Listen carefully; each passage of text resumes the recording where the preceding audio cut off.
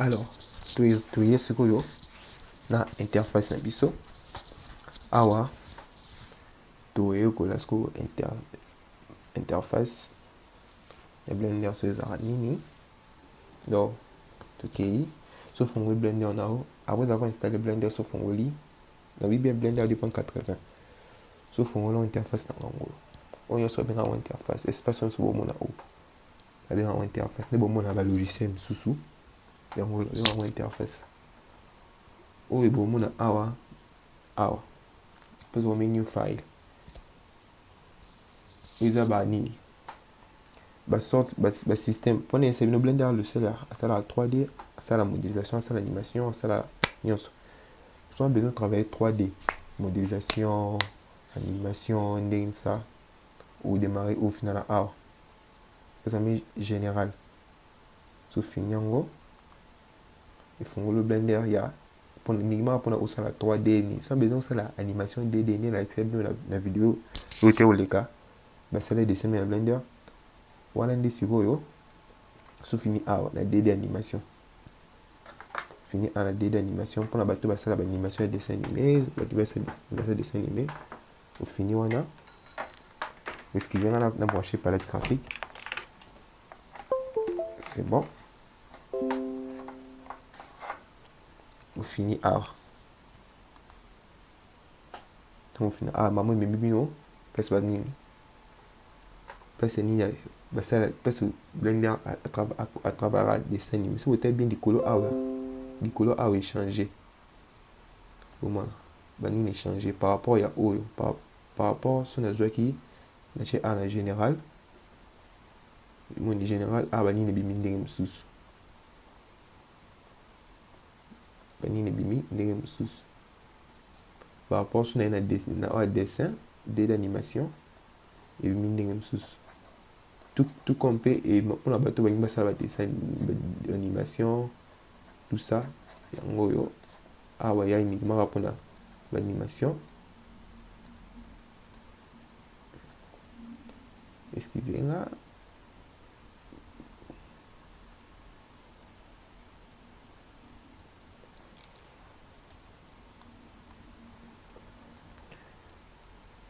donc on a bateau ça l'animation et amis pour les bino tout va ça l'animation de dessin et les amis pour les bino pour votre travail dessin les bino bien nyonso ba outil besoin nyonso c'est ça nyonso toye kolango ba vidéo e Holanda lo banga te vous anu mutema moto te nyonso o toye kolango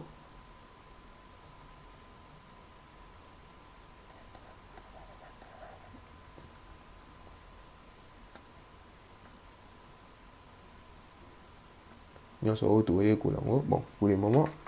là c'est une interface ni sur ça ndenge pour l'animation 2D yango pe na osala ba tutoriel uniquement pour nango pour le moment tout démarrer dans 3D bon pour la sélection générale déjà pour la salle nous sommes de travailler 3D tout nous faut cliquer en général bon une fois sur installé Blender nous faut cliquer en général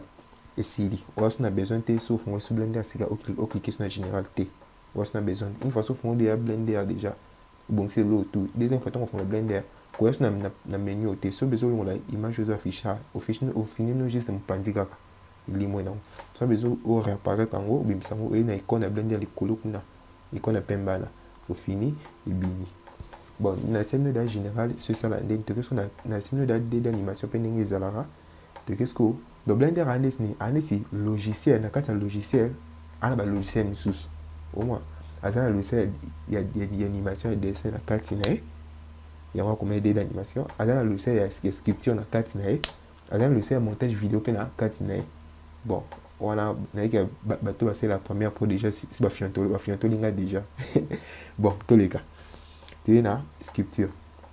so finir et même yo na uniquement parce que Blender ça la scripture na on sort là où il y a uniquement parce que Blender ça la scripture malgré tout sur le marché ZBrush à ma case na scripture avec ma solo mais Blender passe la scripture est bien bon ni la c'est bino ça dépend à la monte oyo azosalela yango mpe na depa na volonté motu bamosusu bandingaka bango te ngai asala nga scription na nga na ZBrush mosusu te ngai asala scription na nga na Blender mosusu te ngai asala scription na nga na Cinema 4D mosusu nasala maya donc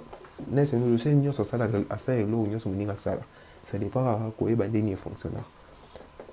oyo scripture ya Blender so fini na shading awa pas omi shading kolo awa so fini parce omi matcap ya mpona ochange banini baaspect ya nini nao otia argile to nini kochange baaspect ya banini nao ya bapati nao oyo yaka bien so nazwi oyo nyonso bauti nyonso toyekola na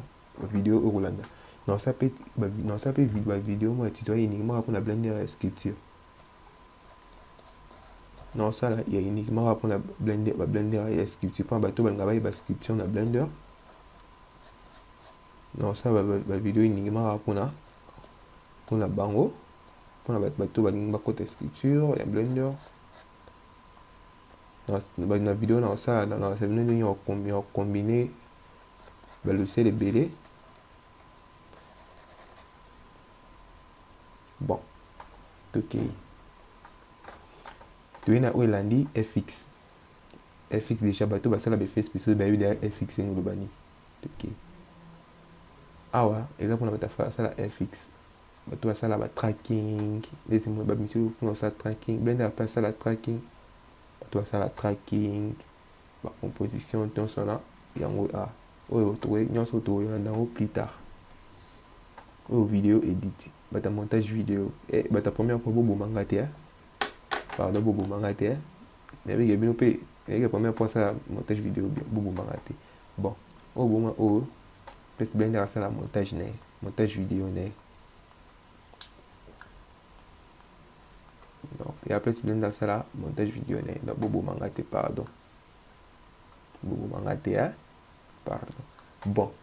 teke sikoyo na général tozonga général bon sauf ngoli Blender eza liboso koyela kofinafina te kotrava te eza liboso oye likolo apesa omi edit fini okiti na préférence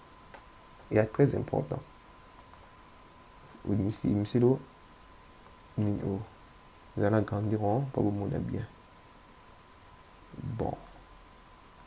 miselo awa tokochange bafonctionnalité na baraccourci tout ça pa bozala l'aise elo liboso so awa ofongoli nini Blender référence emiselo ememo na nini na partie interface soki ti thème mpona bato balingaka so besoin thème ya noir elongwa on besoin thème ya bleu kaka yo ofini ya couleur nyonso pour le moment Blender apesi deux thèmes ya noir oyo eza par défaut na ya pembe pa bato balingaka kotravaille na thème ya pembe yango me nalingaka noir c'est bien tout comme mpe okotécharge bathème ya Blender oye nango ofini awa so técharge bathème ya Blender nao eya na format zip format WinRAR ofini na installer oleki mpesi eza otiango esili eva ndimba moko toye na oyo elandi sikoyo viewport oyo bakomi ya viewport oyo eza viewport naso eza ni espace nyonso oyo bomona 3D oyo bomona oyo ya 3D yango babengaka ya babengango viewport bon awa bamoni viewport quality eza qualité ya nini ya viewport na so besoin viewport eza qualité makasi kaka yo nyonso edépendre na yo akutana est très important te toye na awa add-on oyo eza oyo nyonso bomona oyo nyonso eza crochet misusu eza crochet te eza baplugins Blender so installé aya na baplugins nyonso mais ezaka installé te yo mosu ezaka activé te plutôt yo mosu ofoloka oactivera chaque plugin non na Blender baactivera baplugin nyonso te mbamo te so te Blender ekomela kilo baactivera baplugin oyo oza nango besoin osalela oyo oza na besoin neti osalela nde oactive neti oyo bomona mesh tool loop tool baoyo nyonso ya très important nyonso oyo bomona oyo bon baoyo nyonso bomona oyo ya très important bobosana te bon toke toe awa inputs awa permis inputs awa bake ni keyboard, mouse, tablette, tout ça. Auto ça là toe awa enabled mi awa emulate notepad so fini yango mi batouche à clavier na bino bozala sene baimage à clavier quelques images à clavier bomona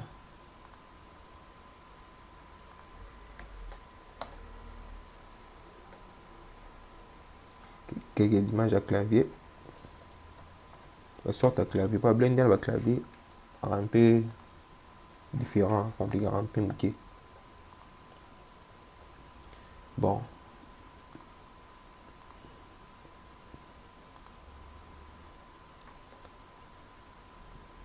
c'est bon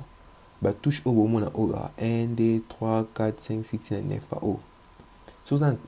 ordinateur ils ont un clavier il y a pas bateau c'est un ordinateur portable maintenant ordinateur na oza derrière la page numérique oyo ba clavier ba touche oyo ezali oza na besoin ya koactiver sous nini te ya koactiver oyo te emulate notepad awa te on a besoin activer yango te otiki kaka ondosalela yango mpona bato nde baza na baordinateur portable eza na banini ya te eza na basorte clavier na bango ezala boye eza moke wana fo basalela batouche oyo bachiffre oyo 1 2 3 4 ntina 0 baoyo bomona a bango nde fo baactive yango donc so baactive yango baactive bobosana te boye na a mouse souris la 3D le scène sur 3D sont travaille bien faut le souris à bout souris na boule na 4 c'est très important c'est pour le ciel à 3D le ciel tout à 3D alors l'activer en haut l'activer l'accrocher en haut plutôt pour la palette graphique tout ça tablette une tablette beaucoup Windows tout ça c'est non ou t'es important tu es na lundi navigation ou navigation beaucoup changer bien moi bon tester ou bien moko ou changer nous pour mona c'est bon remarquez bien bah changement sur la salle non tu na fini na puis on essaie save reference enregistrer non enregistrement avant la bimana nino ni na enregistrer pour le moment tu es ce qu'on a key map peut être très important au tirage ou abi select oui donc que soit besoin que sélectionner pas obligé na que sélectionner ça la sélection soit besoin sélectionner l'eau mais ensuite bah pour faire monter là fin un bouton gauche il y a que souris na ba soit un bouton droite donc là pour là je préfère bouton gauche left left boutique qui par défaut boutique en bon vous changer tu à droite c'était boutique à gauche mais space bar action play tool wish là pour la boutique on la play boutique tool la façon ni play by nino isa espace bouton espace ya clavier na normalement par défaut les gens la blender sauf fini si on a fini espace bon on a et ça et tant à lecture animation là ça fini espace bon moi c'est étant à lecture et animation mais et moi de compliqué bino quand on a boutique en haut bolongo lango bocha tool la façon ça c'est tool et ça fini espace et en temps à son animation comme ça animation ton ça là la scène ton ça là manuellement tu finiras avec bouton play bon allez tu na avasco là c'est après on met 3D view on met tab for p menu na fini na crochango au bosanate et après on a une menu et place à et place nous abonner mona na fini yango op na fini kaka na yeso na système parce qu'on met sur le système pour la bateau la carte graphique Nvidia que soit AMD sur carte graphique nous avons cassé mais CUDA est Nvidia la carte graphique donc Blender a fonctionné bien la carte graphique Nvidia donc il y a des non.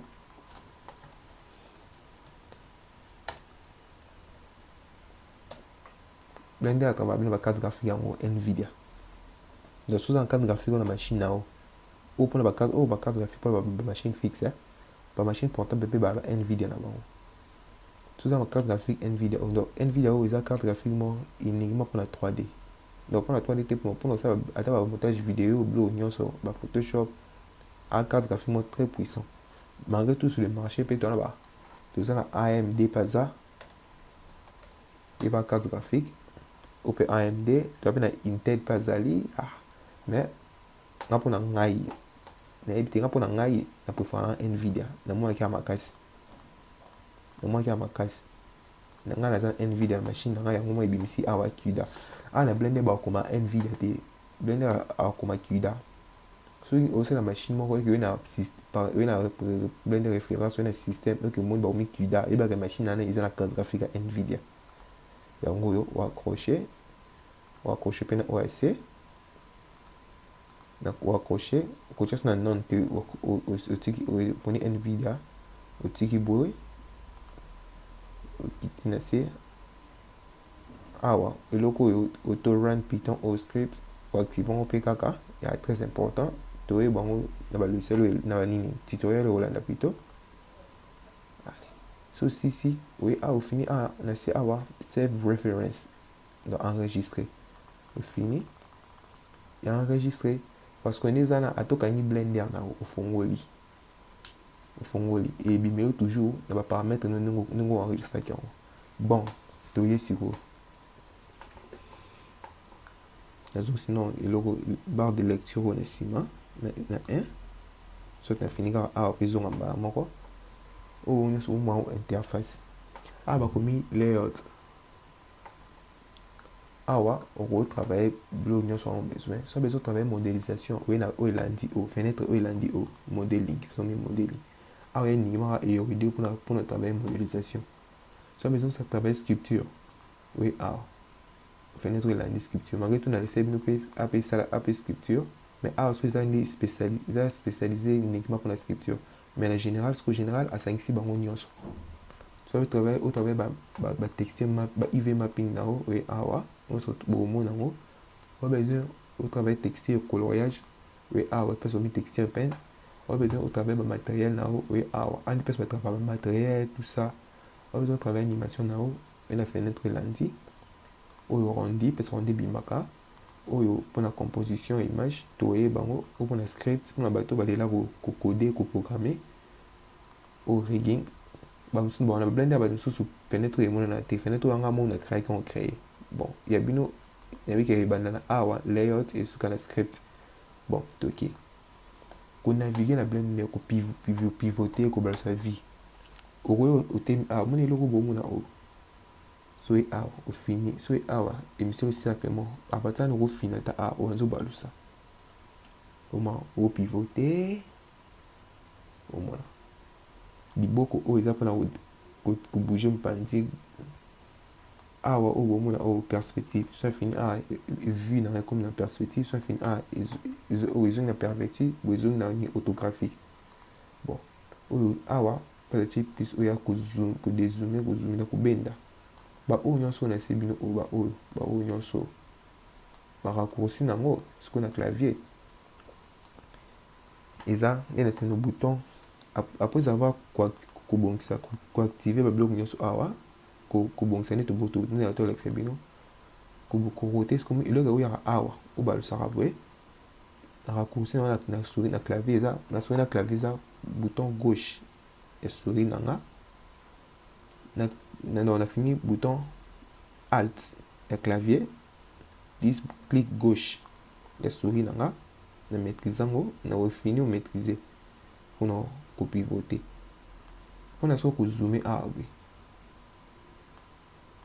et là quand ya na icône na benda te car ni na sino nini na souris nanga kaka na curseur souris nanga na bendi na dézoomer na bendi na zongi so ko déplacer sur mpandi boye na clavier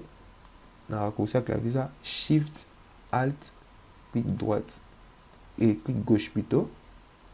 moi clic droite pour déplacer mpanzi ya te mpanzi ozongi boye. Bao nyonso très important. Bao nyonso très important. Donc on usa la modélisation. Non seulement modélisation mais la 3D yango nde. Bon, toki siko na eloko na essayer bino. Ba vue. La 3D tout le monde la vue de face, gauche, droite, likolo, c'est na ciment, tout ça. So awa ba me view. So fini a. Ah oui, a la viewpoint. Caméra. Il me sait caméra. Pour compte la caméra, so la caméra la scène na yo. Yo la viewpoint au fini la caméra. So la caméra la scène so fini. You écoute na sa caméra. So besoin autre ma via likolo top. Via likolo autre loko no na likolo. Oui a au fini la top. So besoin autre loko no na C na samba ko na C au fini a bottom. So besoin autre loko no na liboso na face au fini a front. So besoin autre loko no na cima na dikosi au fini a back. So besoin autre loko no excusez viewpoint. So besoin autre loko no na droite. Na droite au fini à la right. So besoin autre loko no na gauche au fini à la left. Bon, raccourci soit bleu quoi nyonso. Ya on peut bakumela a blender bleu tout a tia ba raccourci na les a no caméra a comme nini new pad 0 donc là ça fait new pad na clavier na bouton 0 tu finis bouton 0 na clavier na et continue la caméra a comme nini 7 new pad 7 a son do fini 7 bouton clavier na et mémoire puis via le colo so fini so a mini control new pad 7 donc 7 so fini contrôle bouton 7 à clavier na et même la vie il y a C le colon sur mon on va raccourcir bon na clavier ça on s'est dit ça fini 1 ça fini 1 na vie il y a tout droit il y a un moment comme à front bon soit non apprendre blender ils arrêtent en anglais mais bah le seul est bien le seul a 3 lignes ils attendent bon le seul a 3D le seul lignes sont c'est en anglais il va bon il y a bien bah le seul au changeant en français bon il y a en français mais il y a bien mais il y a bien ça quand on dit ça par défaut en anglais pour l'anglais tant on nous le tutoriel sous on coûte pas votre tutoriel en anglais tutoriel il y a une française là c'est important il y a anglais ni au coûte pas bleu bien bon donc on a fini 1 et maintenant la vue de face front A on a fini 3 et maintenant la vue à right et droite ça finit contrôle 3 et maintenant ça l'inverse et maintenant la vue à gauche ça finit 7 la vue colo il n'y a pas beaucoup gâté na créé l'eau na scène ah ouais pas beaucoup gâté bon les A au vue de face bon mon élongé bosso ça finit boy à hauteur là boy on a fini 3 ça finit contrôle 3 à hauteur dans le sens ça finit 7 à hauteur du colo contrôle 7 na hauteur les C on a fini 1 na hauteur la face ça finit sur la caméra la scène là ça finit 0 normalement ça finit 0 et côté à la caméra pour le moment on a la caméra en fait na scène dans la tête là c'est bien non la caméra bang bon na dernier ça là la caméra bang bon na dernier ça au caméra ah voilà fixe ça finit 0 caméra là la section à d'autres section caméra là tu sais même pas 0 écoute ça sa caméra ça finit 0 bim sur la caméra 0 dans la caméra 0 bim la caméra bon la face caméra là on a besoin de pour le moment il y a bien sauf fini jusqu'au 5 dans la perspective 5 dans une photographique 5 perspectives et là il y a à l'écolo au final T bouton 5 perspective photographique et question va venir sur au rosa sauf fini jusqu'au n'est-ce pas bouton bon soit n'est-ce pas bouton D 4 8 6 on est dans le bel bon on est important 6 c'est là pour au bandu baluka boy 4 au baluka B 8 au baluka B 2 au est très important tant que déjà la scène déjà des nions pour voter oui bon on est très important bon donc il y a il a supprimé que supprimer la scène que sélectionner la clic gauche que supprimer ça aura un bouton supprimer le clavier dans sorte finir bouton X il y a clavier là au final delete allez la zone la vie de face bon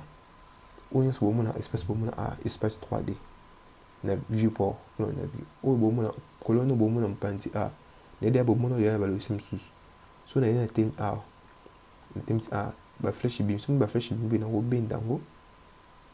omona bakombo nango ebimi to nango kokotisa yango kolimwisa yango kokotisa yango so na fini bouton T ya clavier nanga bouton T ekotisi yango bouton T ebimisi yango bouton T ekotisi yango ebombi yango ebimisi yango tout comme menu mosusu ezala awa so na ye na point moko eza na bendi oyo ape ndenge moko ya fini oyo soki okona kokotisa yango kobimisa yango na N bouton N ekoti bouton N ebimi bon oyo soki bomona fenêtre oyo eza bende awa fenêtre oyo bomona oyo fenêtre oyo babenga outliner bomona mpena balogiciel mosusu eza logiciel mpona so elo nyonso onotya na scène na yo elo nyonso onobakisa na scène na yo ya nobima oma abimi elo nyonso onobakisa na scène na yo abanda kobima oma bilo tout oyo obakisa na scène na yo enovanda bato basala nti balogiciel mosusu basinema 4D babima ya tout ça boyebi bomona yango déjà bocomprendre déjà bon ok oyo soki eza na se na ye oyo ya très important nino fenêtre oyo bomona oyo propriété babenga propriété pano ya propriété baoyo nyonso ya très important to dans la tutoriel bon na nini na tutoriel oyo olanda na expliquer no chaque élément ndeni esalaka likolo déjà expliquer bino déjà ba fenêtre expliquer bino déjà